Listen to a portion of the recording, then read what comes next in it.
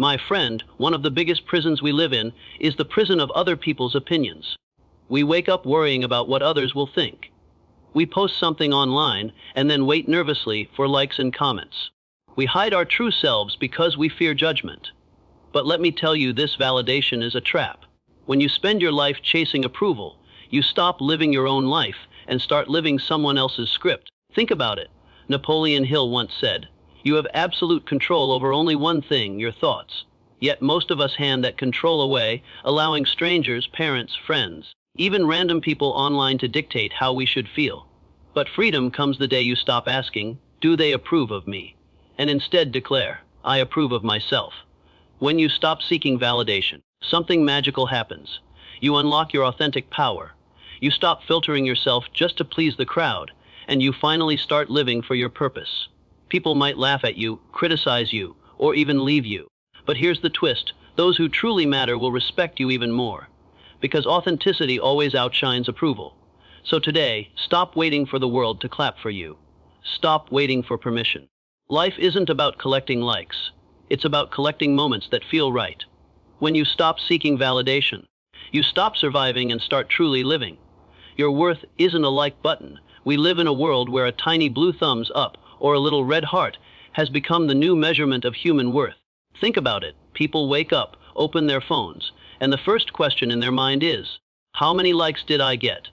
It's almost like we've handed over the keys of esteem to complete strangers on the internet. But here's the truth: your worth is not measured in pixels, algorithms, or hearts on a screen. Your worth is not a digital scoreboard. If you're a kind person, if you show courage in the face of fear, if you work hard for your dreams, that has value even if no one double taps it. Let's make it interesting. Imagine if Albert Einstein had posted his theory of relativity on Instagram. How many likes would he get? Probably a handful, and half the comments would be, "Bro, what are you even talking about?" But did that stop him from changing the world? No. Or take the example of a seed. When it's underground, no one claps for it, no one praises it, no one even notices it. But slowly, in silence, it grows roots, then shoots, and one day it becomes a tree that gives shade and fruit. The seed didn't need likes, it needed patience and self-belief. And so do you. The funny thing is, when you stop chasing validation, you actually become more magnetic. People are drawn to those who don't beg for attention, who don't mold themselves to please everyone. Like a candle. It doesn't chase people to admire its flame, it just shines, and naturally people gather around the light. So ask yourself this: are you living like a candle? Or like a light switch waiting for someone else to flip you on?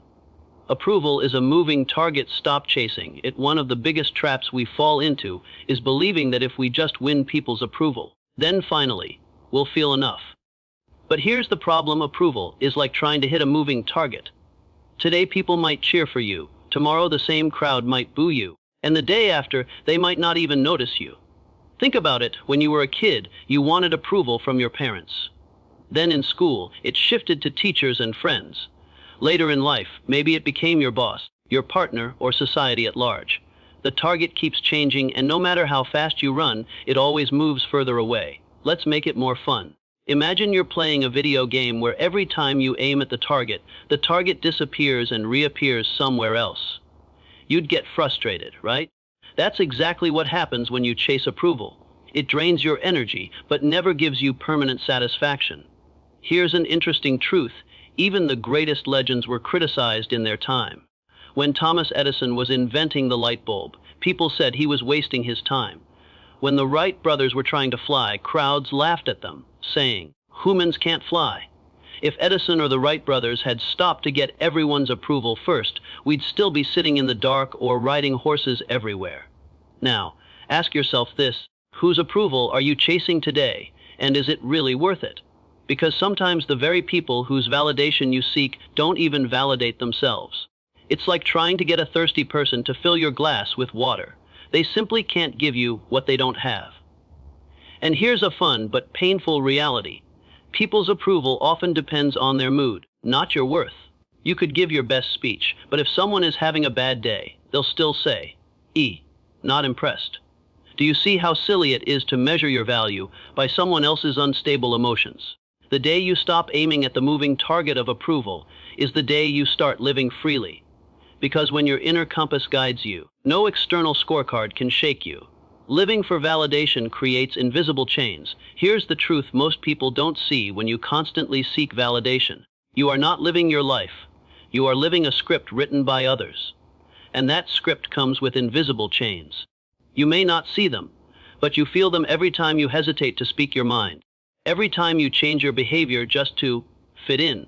Every time you swallow your truth because you fear someone's disapproval. It's like being a puppet on strings, except the puppeteers are everyone else's opinions. One person pulls your string and you laugh. Another pulls and you stay quiet. Someone else pulls and you smile when you actually want to scream. The tragedy. You're not living as the main character of your story. You've reduced yourself to a background actor in someone else's drama. Now let's add some fun perspective. Imagine if lions in the jungle started caring about what the deer think of them. Imagine a lion going, maybe I should become vegetarian, so the antelopes will like me more. Absurd, right? A lion doesn't seek validation, it just knows its power, its nature, its role. But humans, oh, we're funny. We often shrink our roar into a whisper because we're scared someone might not clap. Validation is a trap because it forces you to constantly perform. You end up becoming a people pleaser. At work, you agree when you want to disagree.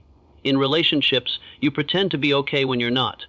On social media, you show a highlight reel while hiding your real struggles. The invisible chain grows tighter and tighter until one day, you forget who you even are without the approval of others. Let me give you an interesting psychological fact. Studies show that people who live for external validation often feel more anxious and depressed. Why? Because their self-esteem is always on loan. If people approve, they feel good. If people disapprove, they feel crushed.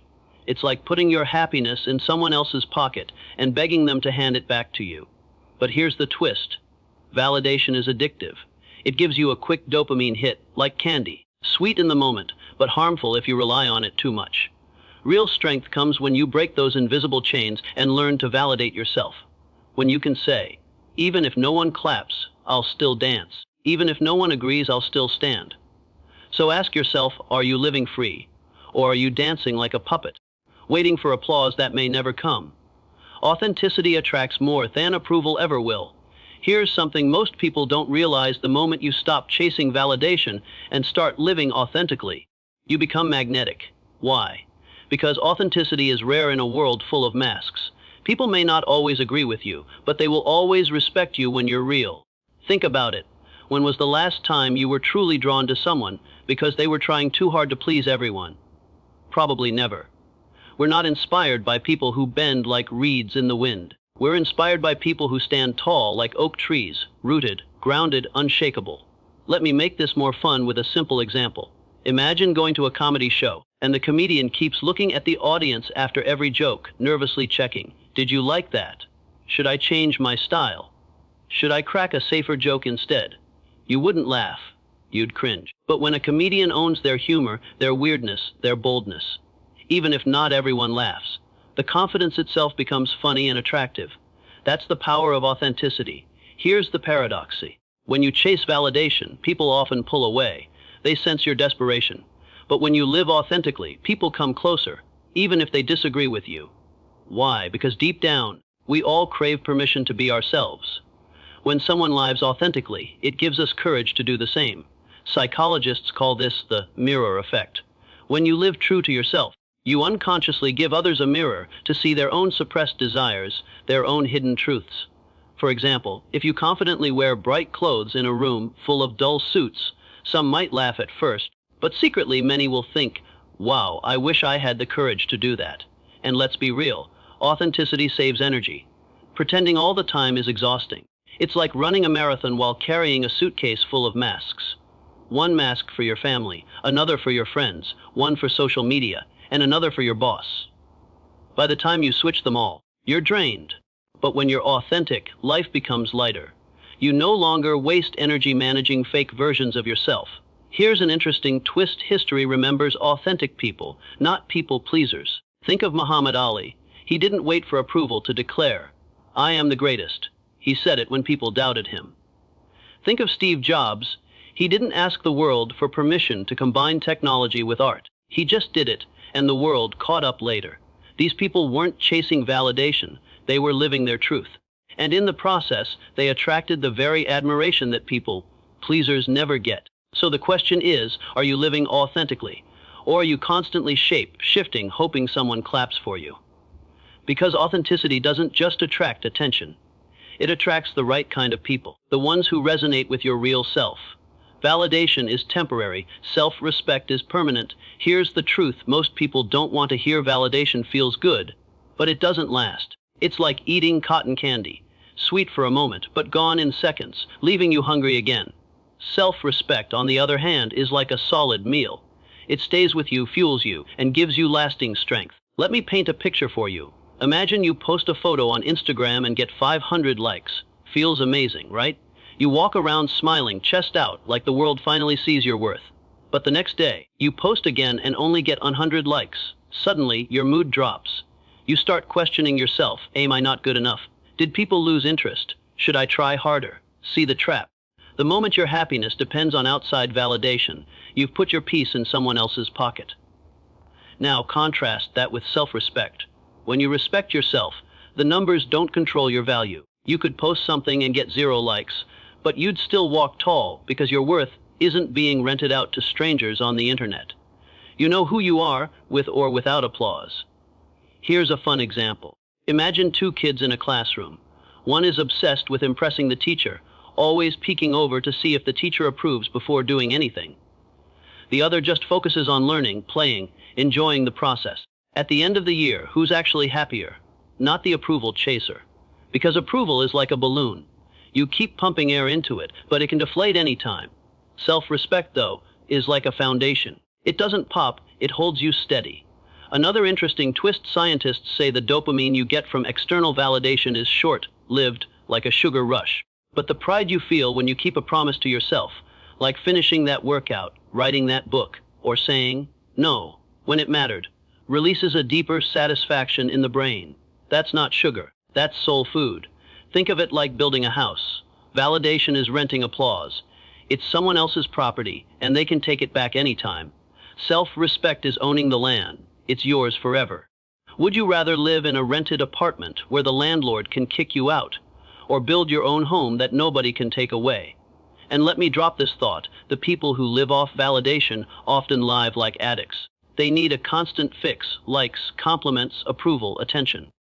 But the ones with self-respect, they don't beg for attention, they command respect.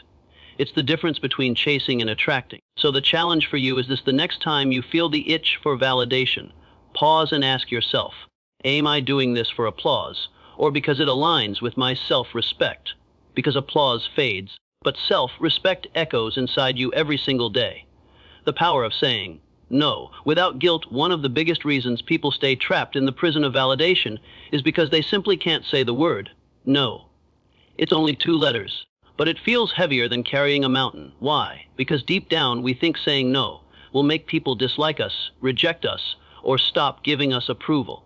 But let me tell you this: every time you say yes when you mean no, you are writing a check with your own peace of mind. And the cost: your time, your energy, your dignity. Think about it. How many times have you agreed to attend a party you didn't want to go to, just because you didn't want to disappoint someone? Or taken on extra work when you were already exhausted, because you wanted your boss to think you're reliable? Or laughed at a joke you didn't find funny, just so you'd fit in? That's not kindness, my friend. That's self-betrayal. Here's an interesting image for you. Saying yes to everything is like trying to run a phone on the 10 apps in the background. Eventually, the battery dies. But when you learn to say no, you're closing the apps that don't matter, saving energy for the things that truly matter to you.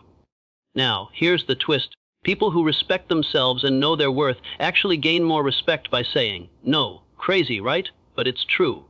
Because when you say no without guilt, you send a clear signal to the world. My time is valuable. My energy matters. I don't exist just to please others. And guess what? The right people will admire you for that strength. Let me give you a fun example. Imagine a restaurant that serves everything: burgers, sushi, pizza, biryani, donuts, pasta, and even Chinese dim sum, all at once. Would you trust that restaurant? Probably not. Why? Because when you try to please everyone, you end up pleasing no one. But think about a small pizzeria that says no to everything else and focuses only on making the best pizza in town. That's the one people line up for. The same goes for life. When you have the courage to say no to what's not aligned with you, you create space for what actually lights you up. Psychologists even say that saying no without guilt is a powerful boundary-setting tool. Boundaries aren't walls, they're gates. They protect your garden from weeds while allowing sunshine and rain in. Without boundaries, you're just a public park. Everyone walks through, and you're left trampled.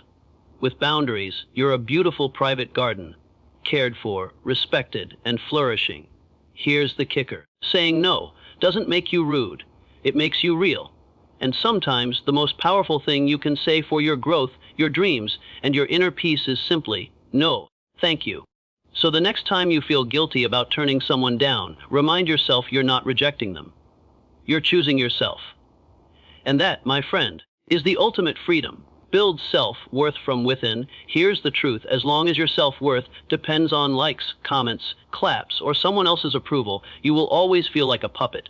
One day, people cheer for you and you feel like a king. The next day, they criticize you and you feel worthless. That's not freedom. That's slavery. But when you build your self-worth from within, you stop being a puppet and become the master of your own stage. You no longer need someone else to hand you a crown. You craft your own crown every morning when you wake up. Let's make this fun. Imagine your value is like Wi-Fi. If your Wi-Fi self-worth depends on someone else's router's approval, guess what happens when their router shuts down? You lose connection. But if you have your own hotspot, inner worth, you're always connected, no matter where you are. That's the power of building self-worth from within. Now, how do you actually do this? Psychologists say self-worth grows not from what people say about you, but from what you do consistently for yourself. Every small promise you keep to yourself, whether it's exercising, reading, meditating, or working on your goals, adds a brick to the foundation of your inner worth. Break those promises and the foundation cracks. Keep them and you build an unshakable fortress. Here's a real life twist. Successful people like Napoleon Hill, Steve Jobs, or Oprah Winfrey didn't become unstoppable because the world clapped for them in the beginning. In fact, most of them were doubted, laughed at, or even rejected. What made them unshakable was the inner voice that whispered, "I am enough," even if they don't see it yet. Let me give you a fun, simple example. Remember when you were a kid and you drew a stick figure or a random doodle? You proudly showed it to your parents or teacher, hoping they'd say, "Wow, you're amazing." If they praised you, you felt like Picasso. If they didn't, you crumpled the paper. But here's the thing, the drawing didn't change. The only thing that changed was the validation you got. As adults, many of us are still that kid with the doodle, waiting for someone to clap. But the truth is, your doodle, your talent, your worth, your essence, is already valuable, with or without applause. Another way to look at it, think of gold. If someone throws gold in the trash, does it stop being gold? No. It's still gold, precious, valuable, unshakable in its essence. Your worth is the same, whether people recognize it or not. It doesn't change the fact that you are valuable. So here's an interesting practice. Instead of waiting for someone to compliment you, compliment yourself daily. Instead of counting how many likes your post gets, count how many times you kept your promises to yourself today. Instead of chasing external claps, start clapping for yourself, even if it feels silly at first. Because when the applause inside you is louder than the silence outside, you've finally built self-worth that no one can take away. And that, my friend, is where real freedom begins. So let's bring it all together.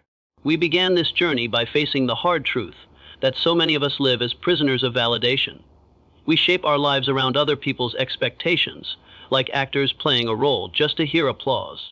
But here's the reminder: applause fades, opinions shift, and people forget. What stays with you forever is the relationship you build with yourself. We talked about breaking the habit of constantly checking the mirror of approval. Remember, your life is not an Instagram feed. It's not a stage performance where you need 5 stars. Life is meant to be lived, not rated. We explored the power of trusting your inner compass. Just like a ship needs a lighthouse, you need your values to guide you, not random voices shouting from the shore. Those voices can be misleading, but your inner compass, that never fails when you truly listen. We discussed choosing authenticity over perfection. Think about it, people don't fall in love with perfect robots. They connect with real, flawed, genuine humans. The cracks in your story are where the light enters.